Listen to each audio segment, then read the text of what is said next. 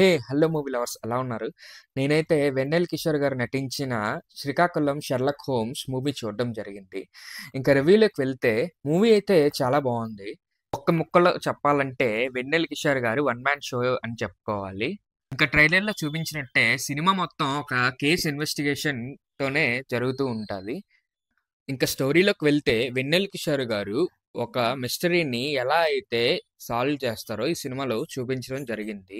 ఈ సినిమాలో comedy timing కూడా చాలా బావుంది. 'వెన్నెల కిషోర్' గారంటే ఆబ్వియస్‌లీ కామెడీని చాలా బాగా క్రియేట్ చేస్తారని మనందరికీ తెలిసిందే.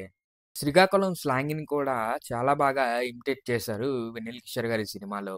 బిగినింగ్ నుంచి ఎండ్ వరకు కూడా అదే స్లాంగ్‌ని మెయింటైన్ చేశారు చాలా బాగా. అనన్య గారు కూడా ఈ సినిమాలో హీరోయిన్ క్యారెక్టర్‌లో చాలా బాగా నటించారు. డైలాగ్స్ గాని, సాంగ్స్ గాని శ్రీకాకుళంకి సంబంధించినవి చాలా బాగా చూపించారు ఈ సినిమాలో. ఈ సినిమాలో ప్రభాకర్ గారు కూడా చాలా బాగా నటించారు పోలీస్ క్యారెక్టర్‌లో. అనీష్ గారు కూడా పోలీస్ హెడ్‌గా చాలా బాగా నటించారు ఈ సినిమాలో. ఇందులో భద్రం గారు కూడా నటించారు. ఆయన కామెడీ టైమ్ కూడా చాలా బావుంది. స్టోరీ అనేది ఆర్డినరీ అండ్ సింపుల్‌గానే ఉంటది.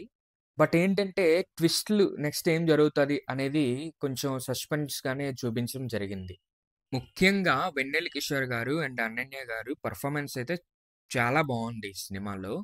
ఓవరాల్‌గా ఈ మూవీ అయితే క్రైమ్, కామెడీ అండ్ థ్రిల్లర్.